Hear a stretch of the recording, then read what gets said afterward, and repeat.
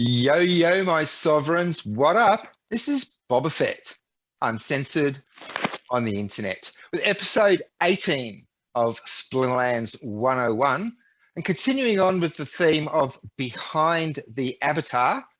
Joining me, of course, our usual weekly co-hosts, greatest gentleman who ever lived, Matt Clark, to quote Agro. Here's Matt Clark. He's one of the finest gentlemen that ever lived. And Geotrix, my partner in crime in Victoria. Howdy, howdy. And joining us tonight, special guest, Championship 2 League player. And according to Matt, like quite a legend. So we're quite excited tonight to introduce to you guys, Dave 22. Welcome, Dave. Thanks, guys. Nice to be here. Appreciate you inviting me. All right. Yeah, it's a pleasure. Yeah. So in the pre-show chat, we were just having a bit of a discussion, talk about direction, get to know each other and so forth. So if we just backtrack on that to talk, Matt, did you want to give a bit of an intro there for Dave, how you met him and rather than get Dave to blow his own horn? Dave and I are in the Roaring 20s together, so he's been a valued guild member for a long time, and great in guild brawls and doing daily quests and just consistent performance. We've always said serious investors, casual gamers, and he's choosing to be both, and that's fine. That's okay. Great player. We haven't spoken before, except online, so always good to put a face to the name. And he's just Dave. You were just telling us about your stream that you're doing as part of Splinterlands TV, which I knew that was happening, but haven't had the chance to spend a lot of time watching and see what's out there. But you were saying you take the time to work through your thinking as you're selecting teams and why.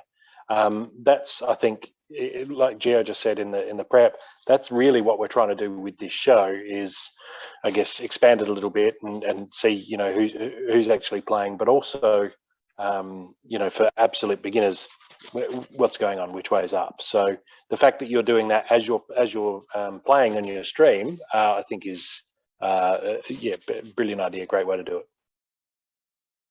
it. Thank you. Yeah, I had actually only started streaming a couple months ago. I just decided to do it just to me, it was about giving back to the community that has given so much to me. And I give away a few cards and packs here and there, nothing big. But for me, it's not about I don't expect to become a big streamer, earn a lot of money. It's about giving back and not just a few cards for a few, here and there, but it's about the knowledge that I've gained over 2.5 years of playing is, I think, invaluable to new people coming into the community. Stuff that took me years to learn.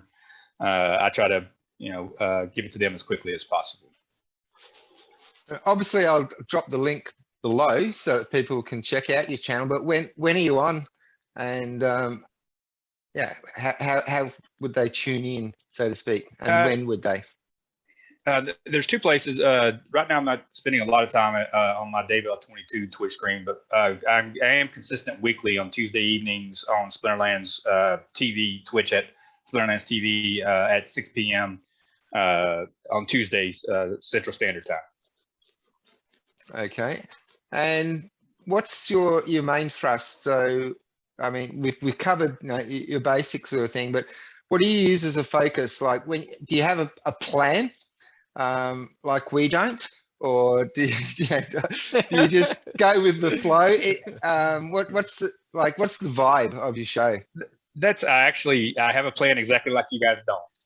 I'll look at what my daily quest is for the day, and I'll just start early in the season, like I said, usually in Diamond 1, or even if I'm in Champ, we'll talk about, and that's one of the things I'll share right away is, look, okay, here's my daily quest, and if I'm especially late in the season when you're trying to climb the leaderboards and each loss really, really hurts you at that point.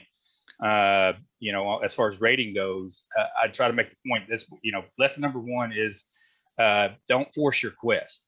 if you're playing to win, if you're playing just to get your quest done and get it knocked out as quickly as possible, you can play it. But a lot of times, let's say that all splinters are available, and depending on the rule set and the mana cap, and I'm doing a water quest, and it's a melee type rule set where either fire or death might be better. I'm not going to force. If I try to force my water rule set, especially in champ, I'm gonna lose. So I just flow right into it, and then as I start playing, again, I'll speak to why, what I think to become a good player. And I actually had a great question in my last stream, which was, what do I see as far as attributes of the best players that I play constantly? And one of the biggest things is that you not only think about what might be the best team for that rule set and that mana cap and those players available, but what your opponent's probably going to do in that situation. So what are the 2 or 3 best teams based upon all these elements that come into play? Rule set, mana, and splinters available. But what do I think they're going to play, and what might be the best counter for they're going to play, or what can I do that will be, switch it up? Like in a sneak rule set, I hardly ever go with a big melee team. I go with magic more often, because often people are expecting and defending against sneak because it is super sneak. So I go with a heavy magic team, and they don't have magic defended up front and just melt through. So there's different things. Like, again, I'm from the time the rule set pops up, before I even start picking my team, I'm talking about what I'm thinking about of how I decide to go one direction or another in that team set. Yeah. So have you found that you're not seeing your opponents? Has that been a hindrance to you? The recent change where you don't see who you're battling, has that been something that's affected you, or do you think it's been a benefit? For me, I think it's been a benefit, because I've never used any kind of the tools that a lot of the top players come in. A lot of people use the tools to see not only what your cards, what your opponent has, but what their history is. Every now and then it comes into play, because playing for 2.5 years, there's a lot of the top 50, top 75 players that I've played a lot of times over the last couple of years. So I know how Zawi, Yasik, Mary Emily, I have an idea of how they play and what they're going to pick. So a little bit, but for the most part, no, I actually prefer it that way. Yeah, I myself got a little bit mind blown on a previous conversation we had in that aspect, because like I'm looking at the timer ticking down constantly while I'm picking my cards, and quite often I'll get down to 15 seconds and it's like, oh shit, click, click, click. And then people say, oh, I'm looking at this, I'm checking that. I'm thinking, how do you do that in the time frame?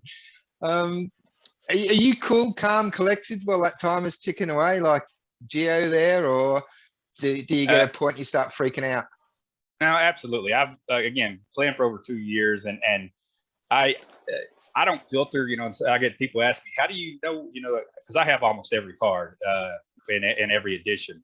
There's a few that I'm liking of the old promos, and just through the years of playing back before school and work got crazy. Not only was I playing 20 matches on my main a day, I was playing about 7 or 8 alts, anywhere from say 10 to 20 matches a day.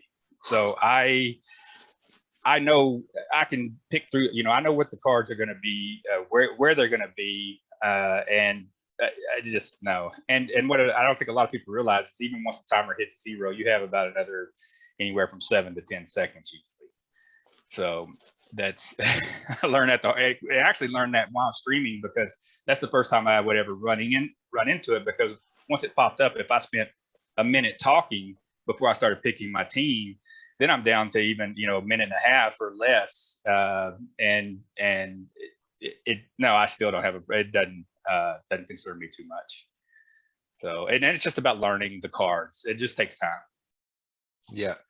And do you have a specific strategy when you know that you're up against a bot? Do you have like an illogical or wild or random sort of unexpected flavor, or do you just continue as if it was a player? Currently, I'm just continuing if as a player. Previously, back when I used to regularly compete for top 15, top 25, and I would see some of the. I knew some of the older bots had not upgraded to the Chaos Legion cards, and even some of them had not even have some of the untamed legendary summoners. So if you, again, you do talk about that little bit of a disadvantage. If you know your opponent doesn't have Yod or doesn't have Valnamor, or if there's some specific summoners, not as much as all the regular cards, but if there's some specific major game-changing summoners that your opponent doesn't have, then you don't have to worry about defending Magic on the front line if they don't have Valnamor or Ulrich or that kind of stuff. So some of the bots that I knew how they played, it would change up a little bit. All right, and I guess at Championship too, and Matt's mentioned this before, like at where I'm at the moment, I might sort of is a couple, and it's only because they have a really weird or an impact hitting name. Yeah, I've played you before, but it's 2 or 3 times a week. But now that marketplace, the funnel, by the time you get to where you're playing at, there's less people in there. So you would see the same people more regularly, and you'd be able to get an inner depth understanding of their mindset. Is that true for you? It absolutely. Like I had said, playing some of the top 10 players, and the bad thing about, or not bad thing, but just the thing about playing some of those top 10 players is they're thinking kind of the same way that you are. Okay, I used the example before of, let's say it's a super sneak rule set, and in the lower leagues, most people are going to say, okay, I'm going to use that. That means I can use all my hard hitting melee monsters coming at that back that I normally can't use because now they can sneak. Well, in Champ, a good opponent's going to expect that, so they're going to defend against that by putting Lord of Darkness or one of those one of your cards in the back that has Retaliate, has Thorns, that kind of stuff. So a better strategy would be to use Magic or go towards their front line. They're not defending against Magic because it's a sneak rule set. But what you got to consider is your good opponents that you're playing, those top 10 guys, they're thinking the same way you are. So it almost becomes a little bit of a guessing game. And then you got that's the second guessing slippery slope. Okay, he's going to expect that I'm going to do this, so I'm going to do this because he's expecting me to, and then they're thinking, and how many times do you loop that? Before I can't drink from the cup in front of me, and I can't drink from the cup in front of you, Princess Bride. It is funny when you see somebody who's quite new. They're looking at a higher level player and they go, oh, you got absolutely caned in this match. Like you got absolutely wiped out. But you might have played the hand or the team that has, say, a 75% chance of winning against 4 of the 5 teams he was likely to play. Yeah. And it was just, he played the 5th team, right? Which meant that you got destroyed, but you kind of had to go all in this one direction, because that's the way you figured. And a loss is a loss. A narrow loss is, you're thinking, well, I may as well get completely destroyed, but still cover my bases against most of the teams he's likely to play. And it looks like you've failed, but a loss is a loss, right? So no, Matt, you are exactly right. And I talk about that when I'm picking my team. I'm like, look, you can't defend against the sneak, defend against Magic, defend against Snipe. You cannot defend against every possible lineup in one setup. So you have to choose what you think your opponent might do as far as if you're going to go defensive in any way. There's some setups where, okay, let's say you're going to go Jotun with speed. You're just going to go all in on damage and just hope that they don't use Leer and, return fire on every shot that you have. And realize that, okay, I'm going to beat, let's say it's mid-20s mana with a True Strike rule set or something like that, and you go speed with Jotun with a bunch of your range cards, you're going to beat almost any setup that your opponent might run except for Leer. So if they do decide to go with Leer with a survivability return fire team, then you lose. But like Matt said, you would have beat 6 other teams. You just if you try to start thinking about, I'm going to defend against the sneak, I'm going to defend against the snipe, I'm gonna defend against opportunity, I'm gonna defend it against everything. You can't defend it at all. All of a sudden now you're not doing any damage. You just got your defense all spread out, and if they choose a focus area on the way they want to go, then it gets through that weak defense anyway because you spread it out too much. So you have to make a choice. You absolutely do. 100%, and that's very similar to what you were saying about attack types as well, where people, a common mistake is they play one snipe, one opportunist, one sneak, and it's the same thing with defense. If you try to defend against a sneak and an opportunist and a snipe, and it's also the same with the people who say, I'm committing to, I'm going to play double silence because I'm sure that he's going to use magic, and then, or they'll say, I'm going to try and minimize incoming ranged and also minimize incoming magic, and demoralize to lose some of the melee. And if he focuses too much in one, then you're still going to lose anyway. So everything is a balancing act, and it's really a game of cat and mouse. What you think he's going to do. Yeah, brilliant. I know you're relatively time poor. We don't have you for too long. Did you want to share a battle with us, Dave? Absolutely. We can do that. One second, and I'll share my screen. Okay, what's that? Oh, you know what? Well, I didn't think we are right up at the end of the season.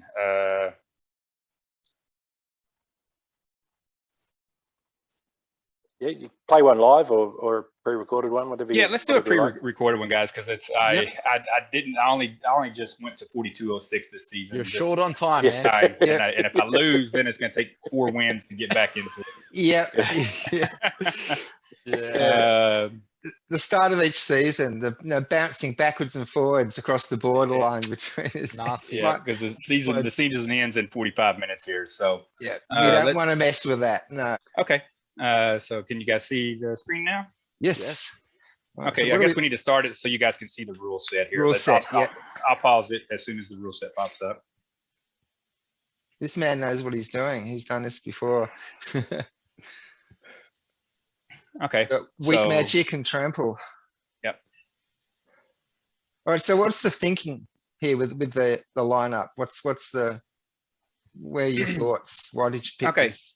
So like we talked about before, about sometimes you choose to go all in on damage or defense. And obviously Yoden and I chose to go all in on damage. And we were talking before about kind of, you got to defend one way or the other a little bit. I went absolutely no defense on magic, assuming that with 20 mana and with weak magic, that my opponent wasn't going to go magic. So I went a little bit of defense up front with a shield monster, so he's going to be able to absorb a little bit more, melee and range damage. And guys, Spark Pixies, a lot of people don't take, especially up in Diamond and Champ. It may not be as prevalent down in. I'd have to think about what the abilities are in Speed and Gold, but Spark Pixies, and he has 2 health as well. So yeah, Spark Pixies having flying and dodge and 7 speed is a little bit of a sneak defense just in itself, even though it doesn't have much health, it doesn't have any armor. The fact that it has, again, flying and dodge makes a 50% miss chance already.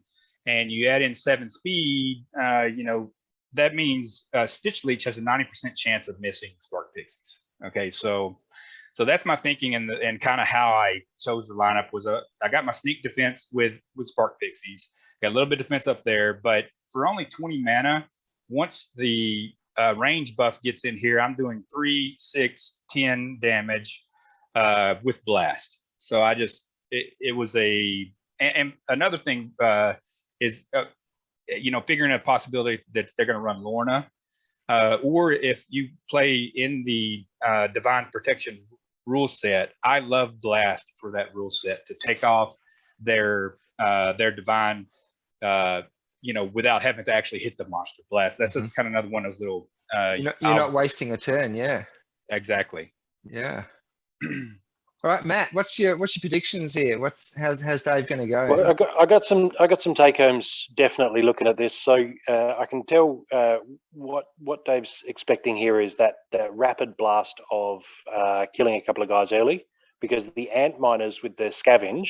They're amazing in second, third, even fourth position when you've done some damage to the enemy and you've got some bodies starting to stack up. They are really hard to hack through, particularly if, as he's saying, you're not expecting magic damage, which is what they're vulnerable to, but melee and ranged, I'll put an antminer in the middle of my team whenever I possibly can, because brilliant for the mana. The other thing I noticed there is the Goblin Fireballer does. Now that's I'm only on my mobile screen, but the Goblin Fireballer, I believe, is that knockout or stun? There's a synchronicity between knockout and Fireballer and Spark Pixies. Zoom in here. They both got stun. They're both stunned. Yeah. So again, that's extra increasing the chance that you're not going to get that that retaliation from anybody, and that's brilliant when you got lots of speed, right? Because particularly if you're worried about coming up against a true shot or something like that with a Byzantine Kitty, who will never miss, even if he's got a slow monster, something big like a Grum Fireblade. If you stun him first, then he can't act. So yeah, I like what's going on here, and I'd expect you to win. Gio, what's your thoughts? You need to take out the sneaks. Yeah, you need to take out his sneaks before he takes out your 2-3 of those ranged ones in the back. I love the stun, but again, it really does focus on the front. So it is a sort of a game where it's like speed is either going to work for you. You need that speed in with the Jotun, right, to spread that blast, especially with Lorna Shine, protecting, and with the forgot this lady's name who gives protect or shield as well. Which will protect from some blast. I don't know, man. This is pretty tricky. I think if you dodge the melee from the sneak, you're in the win. Otherwise, I think he could take it. So I haven't really made my mind up. This is a bit, it's a bit much. And like, you're fast, right? You're fast and Oh, and you have Demoralize, and he's mostly attacking. Or actually, that little fairy, the light one with the opportunity will take him out. But hopefully that lasts a bit, for a period amount of time, so that it's weakened his, his sneak, the melee at the back. I don't know, man. This is, it's tricky. There's so many abilities at hand here. Yeah, I'm just looking at I can't remember the name, the pixie with the sword down the bottom there. So these are middle one, speed of 6. Yeah, that's the one. These old cards you don't get to see too often. I'm just used to seeing them with my stats, and I'm looking at speed 6 and life. I'm thinking like, wow, that's a huge difference to that makes that card much more valuable at your level of play than opportunities I would have to select that card. Yeah, I think speed might take you over the edge. Yeah. All right, let's see how it plays out then.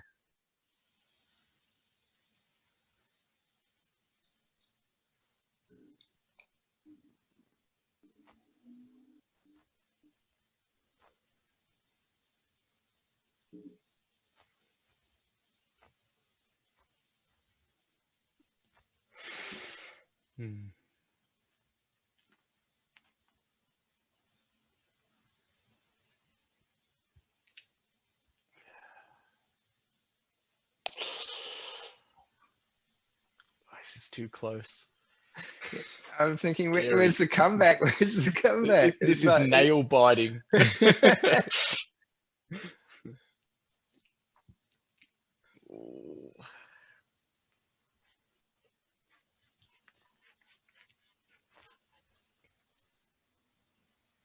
Oh, the speed. Yeah. The speed.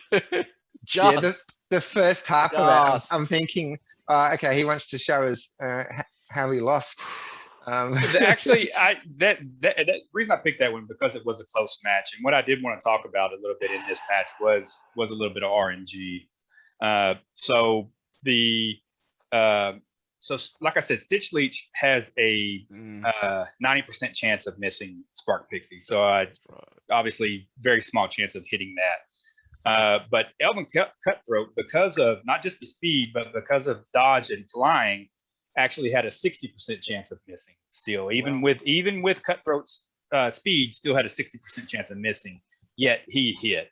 And then Celestial Harpy has flying, so that negates the flying. So with the speed difference at 30 and the dodge, it had a 55% chance of missing. So that Spark Pixie's getting taken out in the first round like that was a little bit painful. I would have expected with the RNG that one of those two monsters would have missed.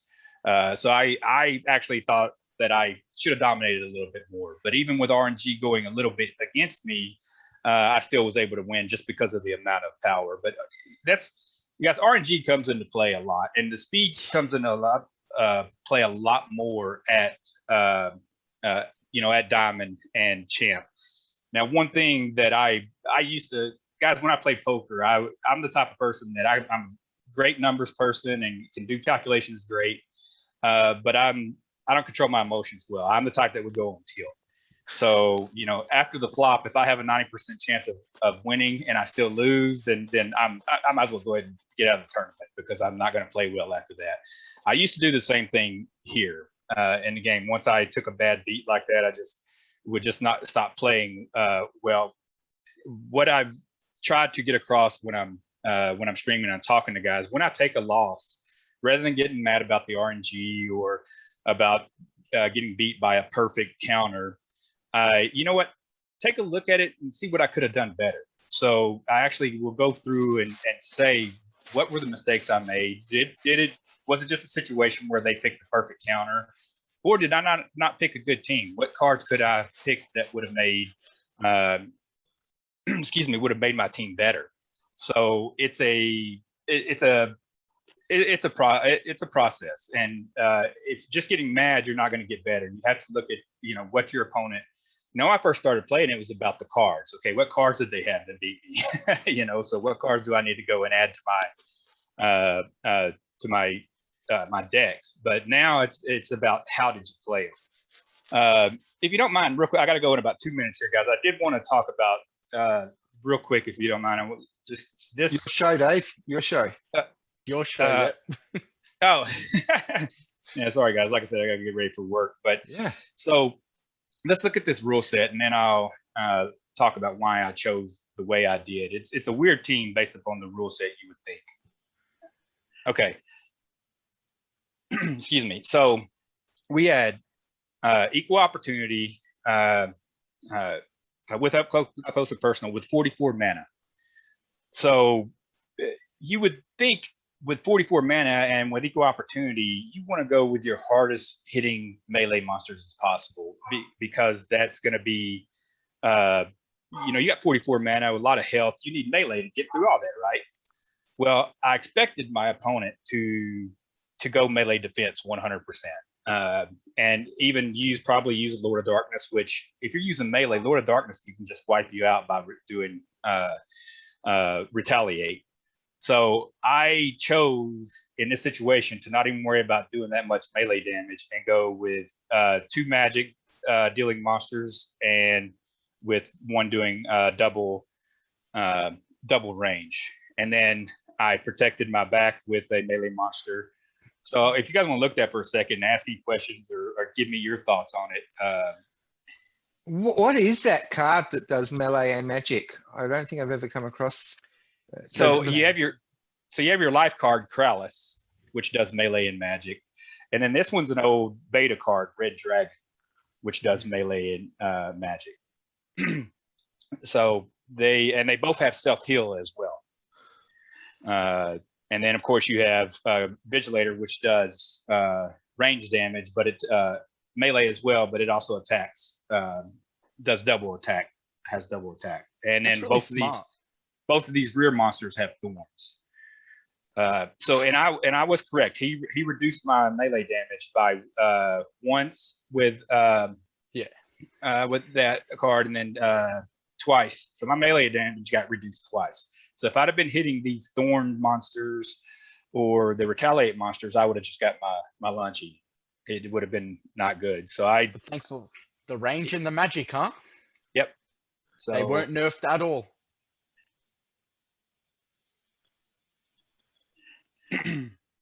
I like the armor smith there. You've kind of got an each way bet, front and back, between Krallis and Enchanted Defender. Whichever way they're attacking, you're going to be replacing the armor with the armor smith. Oh, great point, man. I love Armor Smith. Armor Smith is a it's a great card. Especially in Equalizer, because he's such a cheap way of putting in like a second damage sink in second position. He can take some blast damage. If you lose your tank, he's still there to absorb more damage and keep your damage dealing cards hitting instead of being hit.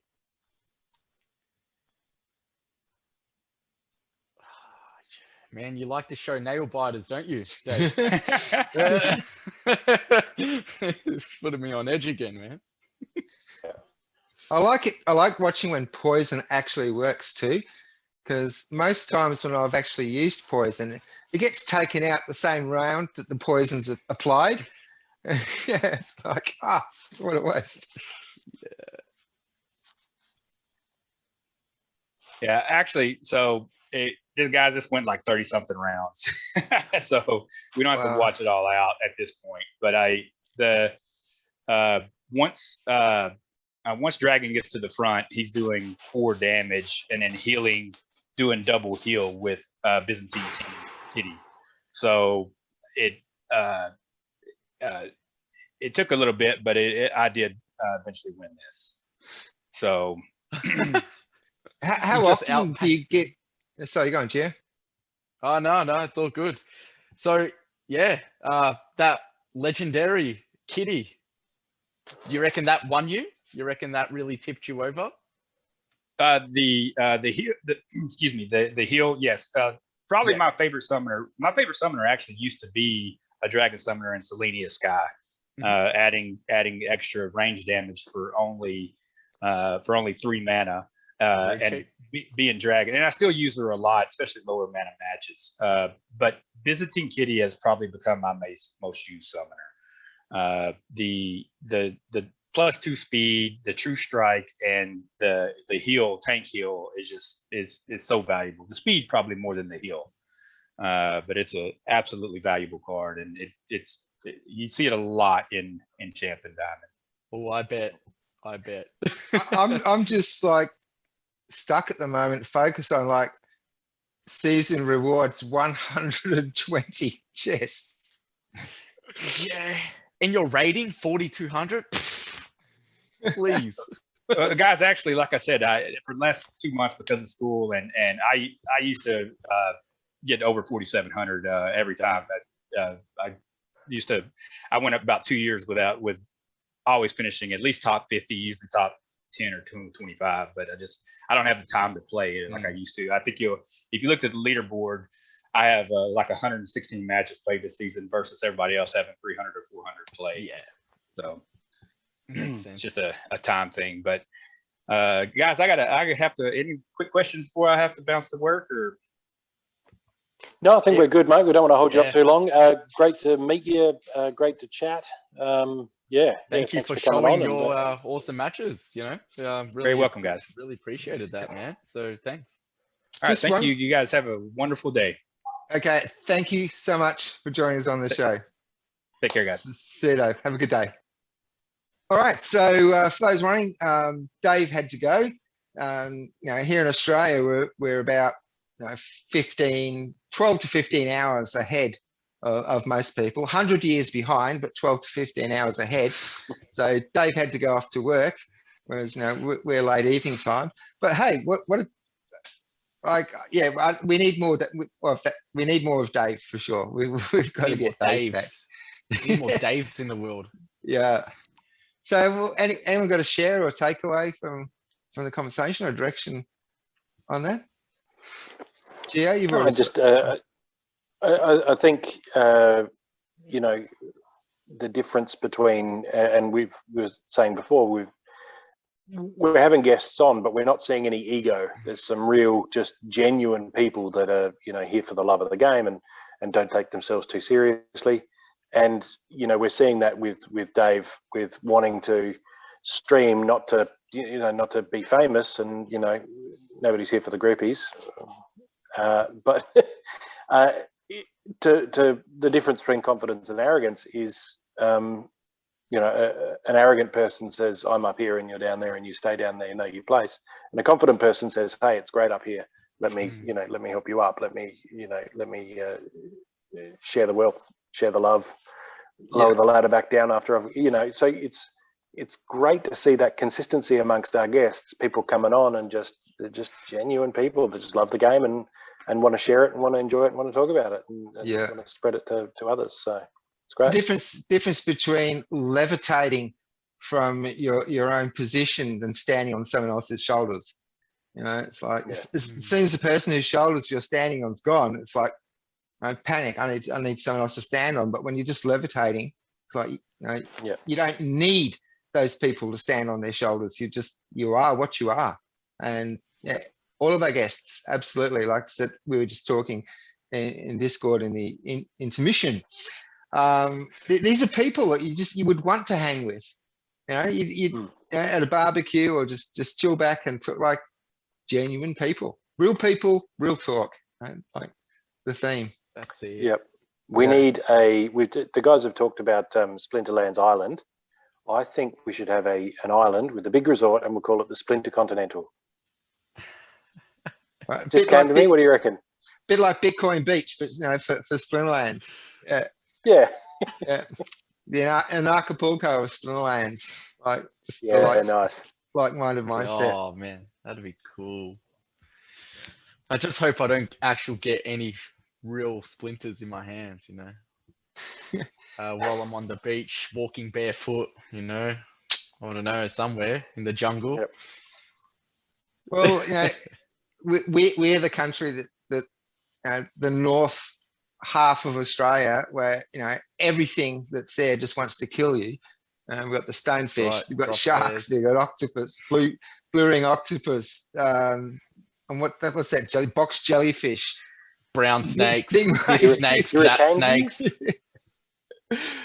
crocodiles. On the plus side, most Americans say, "Oh, everything's trying to kill you there," but at least our stuff just leaves you alone once you're dead. Their stuff is grizzly bears. They're killing you to eat. Yeah, I guess it doesn't make a big difference if you're dead, but you're like, oh, I've been bitten by a redback. I got 15 minutes, but at least my family have something to bury. It's like you go camping in America, and you zip your tent up at night. And like that's not going to stop the grizzly getting in. Whereas anything up there that's going to kill you, like you can zip as long as you check a sleeping bag before you put your feet in there.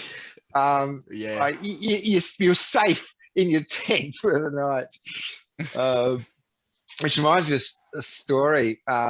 This is shared like a while back. We had this South African guy in one of the guilds that I was in, and he says it doesn't make the news, but internationally or anything. This is in South Africa.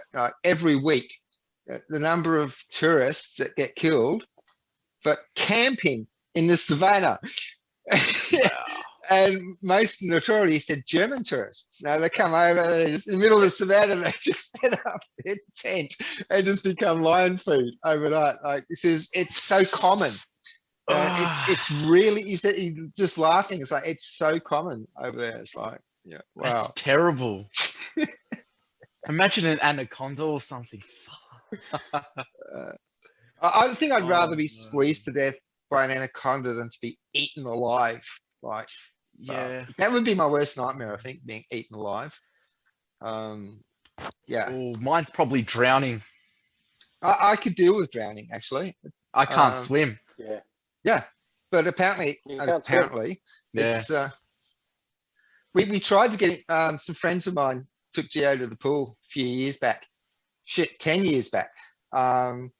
Because like what? You can't swim. Like, the Australia, we're in a big island. It's like, how can you not swim type thing? But yeah, it's like this. I mean, go on. I mean, I know how to get to one end of a pool to another, but I'm not comfortable with long staying there for a long time, like floating. Literally floating, I cannot do. I sort of just like, I don't know, struggle to get from, So So I guess I could make a 20, maybe a 30-meter dash, 50 meters max or something before Yeah. I start. Okay. That's all right. That's swimming. I mean, that's surviving long enough to get better at swimming. That's the important thing, right? It's a You got to start. get past that minimum standard to to not die, and then you can improve from there. I've I've only got a week to go. Something heavy, deep water, out in the yacht, farewell speech, and then just down the briny deep and black. Are you, Gio? You getting Matt? Did you get any of that? Yes. We're not getting you. So unless the next global disaster is fire one, which may be. I mean, I've seen it in my vision before. I'm I back. don't know. I don't know if that. We've already had the Great Flood, so Yep. maybe next it's by fire. Hellfire. Who knows? There aren't many other ways. Electricity. Yeah. You guys Bob. hearing and seeing me again? Yep. Yes. Recording started again. Yeah. I just glitched out for some. You were going, and then boom, I was gone. So Yeah, Bob, I was actually doing that. The internet wasn't breaking up. That's what I was doing. I'll share the link in there, but that's not for now. That's for later on when we're finished. All right. What were you stuttering on when I dropped out? Oh, we're just talking about ways of checking out. I said drowning is actually how I'd go. Yeah. If I was terminal and I've only got a week left, I'd, heavyweight fishing boat, deep ocean, farewell speeches, and then just the plunge into the briny deep, and just a one-way trip. I think that's there's a real there's mafia something, way to go. There's just Well, something apparently it's gangster supposed to be about real peaceful. Apparently, I mean, I don't know how they come to that conclusion, and if you haven't come back to sell your story, like how peaceful is it? Yeah. But when I was in the Navy, when you're posted on a ship, every couple of years we have something called NBCD, Nuclear, Biological, Chemical Defence, and it's like 2 weeks, and it's out in Nowra, New South Wales, which is notoriously cold. And one of the things we'd have to do, dressed in overalls with steel cap boiler boots, is jump off the end of the jetty and just tread water for 30 minutes. And it's hypothermia is what's going to get you first. And that's why you'll drown. Just hypothermia is what gets you first. And they always used to say, like, if the ship's on fire or something like that, jump in. It's better to drown than to burn or even asphyxiate from smoke. They used to tell us that. So. Well, back in the day, pirates, and merchant seamen, they wouldn't learn to swim, because if you became wrecked on a reef, the guys who could swim would swim and try to get to shore and would be eaten by sharks, whereas the guys who couldn't swim they'd end up in the drink and they'd just drown fairly peacefully and quickly. But the guys who could swim would be, because the sharks would follow these ships constantly. They're just shitting over the side. We might need to edit some of this out, but they're just throwing scraps over. So the sharks, there'd be a dozen sharks following each boat. Once you hit those rocks, then they're like, oh, cool, something else fell in the water. So you didn't want to be able to swim if there. the rocks don't get you, getting dashed against the rocks. I mean, how bad would it be even if you knew how to swim and there's so much water around you, you're surrounded by many, many kilometers, and you're exhausted. You literally drown by just being exhausted straight up. Like, that would be real bad. I'd hate that. There's no land in sight, So we'll have to. Should we go? Yeah, I was going to say we'll label this one the Death Splinter, just to stick with the theme. All right. So what are we going to do, Gio? We're going to put Gio through his paces, or are we going to look at your battle first? Yeah, let's do it. No, we'll go, Gio. All right. Yeah, sure. I'll do a live one. Oh, you filled your bar already too for Diamond 2. Yeah. Well, that's slow. We got water. That's not the best options, And is it? we'll make it work, since I'm going to be straight up. I don't have a. Okay, so my blue summoner, it's not that good. And yeah, the Brave browser decided it will glitch on me once again. So Well, Bortus is okay. Magic's very popular in reverse speed because it's always going to hit. So this is just not. It's got to be to do with the screen sharing, I think. You reckon? Well, has it ever happened to you before? Rarely, but it does happen a lot when I'm screen sharing for some reason. If anyone knows, by the way, like why I'm encountering these particular issues. Anyway, You're using Ubuntu or Ubuntu Mate. Which are you using? Just using Ubuntu, the latest one, All right. which is like 24, I don't know, 0.0 or something. Maybe it is a Brave sort of on, on this operating system that's not working too well. Anyhow, Matt, sorry. Yeah, so I got blue, which he's only level 1, so that's out of the question. Now, the 2 splinters I will be using is Death and Life, so it's either Thaddeus or General Sloan. I'm thinking maybe let's go, I don't know, we'll try some Death. Yeah, let's do that. Okay, now what should I go here? Should I just go to default play with like Cursed Windiku? I got 42 seconds. Well, And- don't forget slow speed. Curse Windico is pretty fast. That's right, but he also has Thorns and Heal, and he's got Slow, which isn't too smart, is it? Now, I got to choose something. Damn. I don't know. Okay, I'm gonna do something ridiculous. I got 14 seconds. So let's do that. Let's do that. Let's do that. And I don't know. We'll try that. All right. Let's try this. I don't know. I just got to choose something, even if Yeah. it doesn't work. did you put a creeping ooze in? No. Or did No, I? good.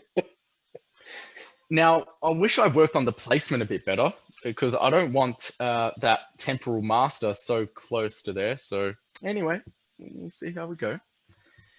What do you guys reckon?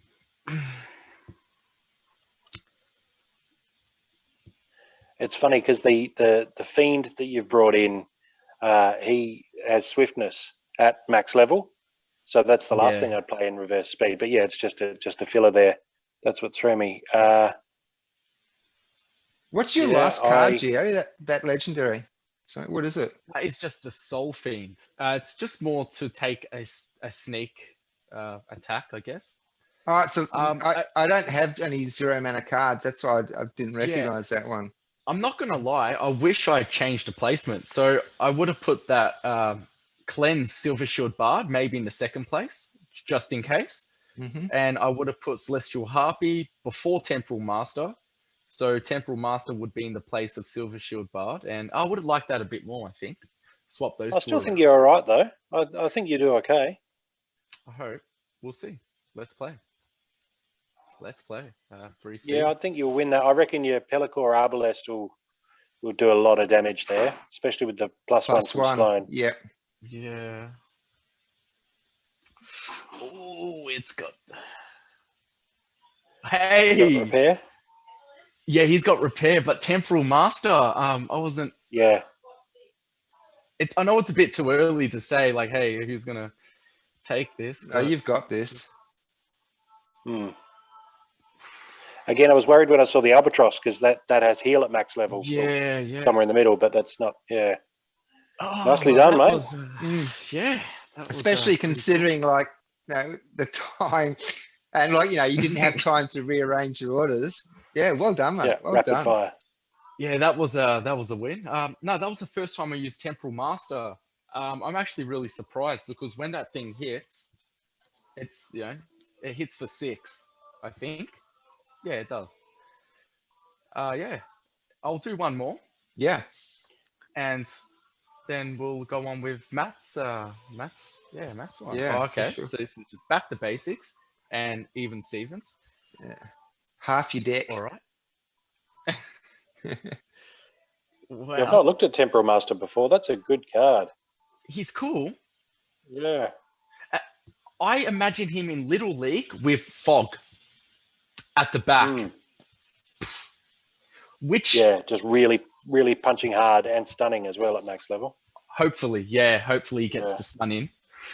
Yeah, he could be. I don't know. I just thought I need recharge, so I got the card that you have, the fire dude with who does 9. The big Freet with the horns. Yeah. Yep. You maxed him out the other day, didn't you? I saw that in Because I in saw Matt. Dropper's chat.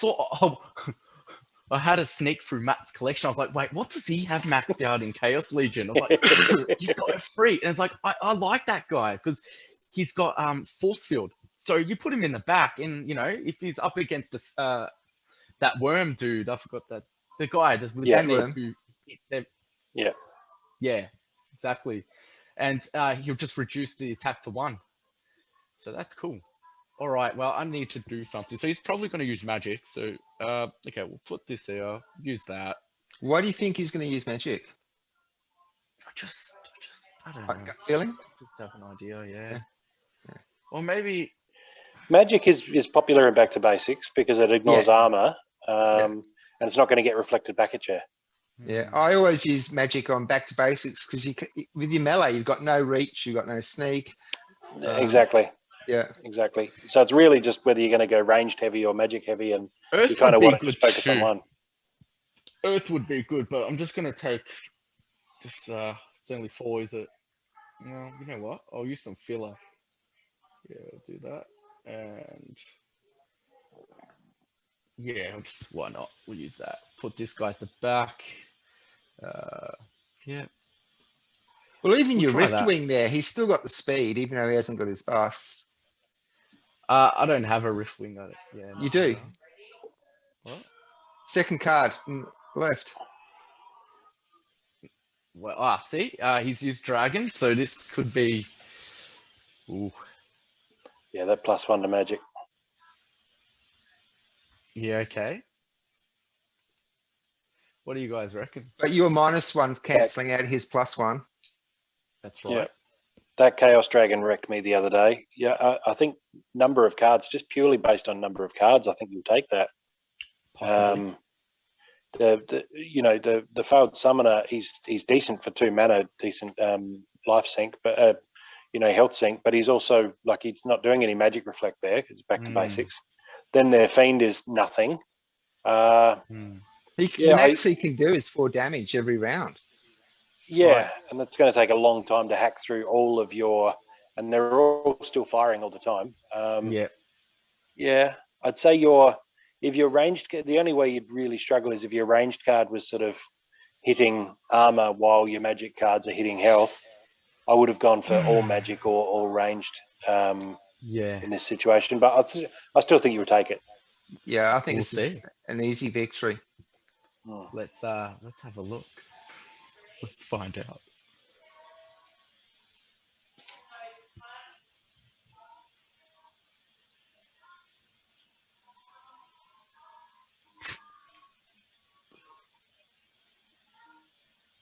Oh yeah. Yeah. Actually, if you listen carefully, I think you can hear him crying for his mummy. Well, anyway, that was Nicely that. done. Yeah. That's cool. Yeah. Anyway, And again, I'll stop like sharing. the seconds just ticking away, and Gio's just doesn't care. He's just I love his. Cool. He's a cool cat. He is, man. He's the chill cat for sure. I try to be. Anyway, stop it. All right. So let's have a look at Matt's. Yeah.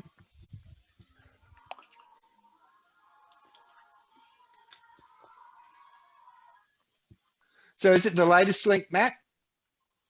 Yes, yeah, just the most recent one.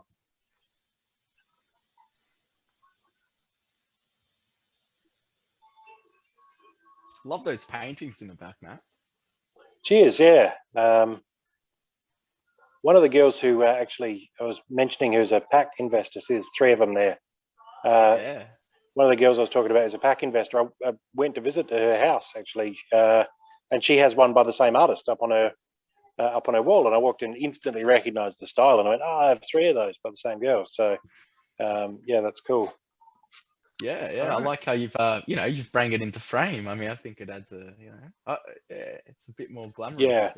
Cool. Thanks. I don't know if glamorous is the word, but The first time I saw them behind Matt was like that. That's something I'd have on my wall. It's like, yeah, it's real Yeah. trippy. Yeah, Love it. they're lovely, and they're specifically made for this wall too. So the girl who did it's a friend of ours, and she stood there and said, "What are your favourite colours and what are your favourite animals?" And sort of, my wife said, butterflies and dragonflies and elephants, and that's what they're sort of themed on. So they're specifically made for us for this wall, which I think gives it an extra nice an extra nice vibe. So what are we thinking here? What's Oh, what are your thoughts? wow. It's Divine Shield and Earthquake. Yeah, that's right. life is always my default for earthquake because I can just stack up on shields and repair that earthquake each round. So, yeah, fires and like that dwarf's only going to get one shot, isn't he? Or really? Actually, Yeah, I mean, Gio, even you go even, first. even Like, if he's with all fast these, enough to miss everything, yeah, even with all even these- if he can, yeah, sorry, go on. I was gonna say with all these buffs, this is above my pay grade. I think I'd like to hear Gio's input before I make a fool of Oh. myself. Dude. Well, okay, look, he's got that summoner, man. He's minusing speed, he's minusing melee, he's minusing health. I mean, that's, I don't know, that's pretty big, especially in Earthquake. But there is Divine Shield. And you do have 2 flying. You have Ant Eater, Ant Miner, whatever it's called, who has Scavenge. That's really nice. And, okay, so your Ant Miners. Your Flamey Dwarf in the front, whatever his name Floating is. dwarf. Floating Dwarf, yeah. He will attack hard, but come on, like the darkness dude has shield. He is enrage as well, which is pretty cool. Yeah, Retaliate. whenever I see a lineup like this, I see Retaliate. that he's got one magic guy aiming at my dwarf, which means he's not going to miss, and the dwarf's only going to get that, at a maximum, Yeah. just that one round. And often Yeah. you'd hope for trample if he gets an easy kill first up, but obviously that's not going to be the case here with the Lord of Darkness. So And the Pegasus has But- 10 kill. Strengthen. Pegasus has +1 tank health. heal. He's a pain. He's an a absolute pain. absolute dick, isn't he? Mm. He's got So flying what are we thinking? and You want reach. to go? What do you? I don't know. I'm just spouting Just call it shit out. right now, aren't I? Point us.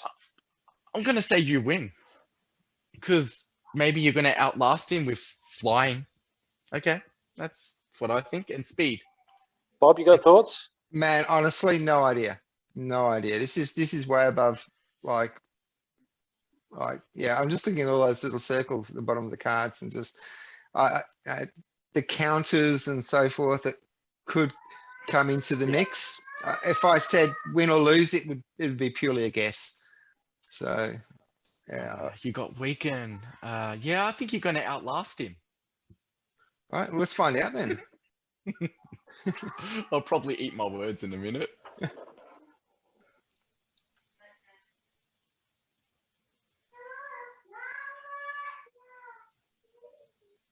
Oh,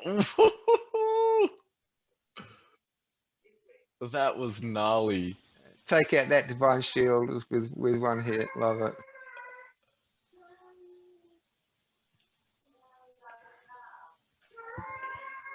So there goes the dwarf. Hmm.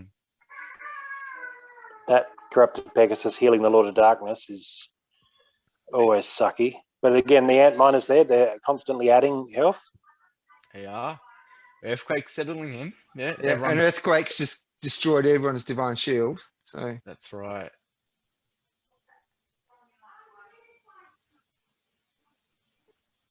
Oh, okay. Oh, well.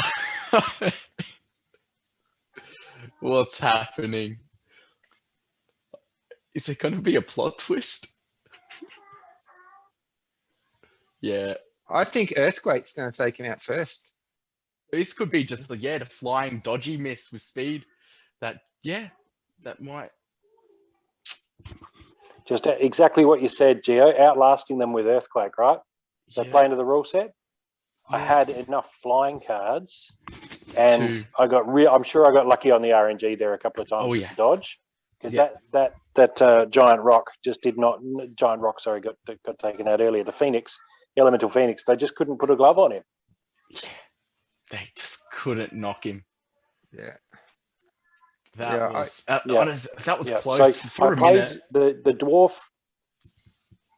Yeah, and I might have lost that, half the time. It's just, RNG looked after me. But the reason I played the two blast cards, the Exploding Dwarf and the Elemental Phoenix, was to try and strip off Divine Shield, right? Because that's always a pain. So that blast, and that's exactly what Dave was saying. That's why he uses Jodin. I don't have Jodin. If I did, I'd definitely use it whenever I see Divine Shield, because you just want to clip everyone. You just want to clip them with even just a small amount of damage to strip off that Divine Shield where early on. So But I think yeah, I Exploding think Dwarf only having one life, one shot, Earthquake's going to strip away the Divine Shield. that's right. Yeah. So Yeah. if he was, I guess, if he had cards that were all melee and ranged, with the speed boosts I had on there was definitely still a good chance that the Exploding Dwarf would attack in the first round, strip off 2 Divine Shield from his cards. Then Earthquake would hit Divine Does Shield damage. instead of killing him. And then he gets another chance, another round to. So as soon as I saw that they had a magic card, then I thought, oh, okay, well, that Exploding Dwarf is not going to go so well now. And the magic card would have done damage to my Elemental Phoenix, except the Phoenix was far enough back that he was just dodging melee sneaks instead of actually getting hit by that magic. And then the Earthquake was just going dun dun dun dun dun dun, and just doing that damage every single round because he just didn't field enough flying cards. Once I took down his Corrupted Pegasus, I still thought I was maybe, but then it just kept happening, and the Phoenix is still flying, and the other little 3 mana speed boosting flying magic guy that survived with him, I can never remember his name. Again, then they're not getting hurt by it. So yeah, pretty happy with that. That was a fun win. I watched that and I remember thinking the other guy, if he's watching this, would have hated that. Yeah. Yeah. And don't forget, for the viewers out there, if you've got a battle that you'd like to share, drop it in the comment link below and we will do what we just did with your battle. And in addition, for further encouragement, for dropping that link in or starting a conversation, every week, a viewer who comments and generates the most engagement from their comment will receive 10% of the post rewards. So that's it for episode 18. So glad, what a guest. Dave was just absolutely amazing. Thank you for joining us if you watched us this far through, and look forward to seeing you on a future episode. See you later, guys. Bye. Take care.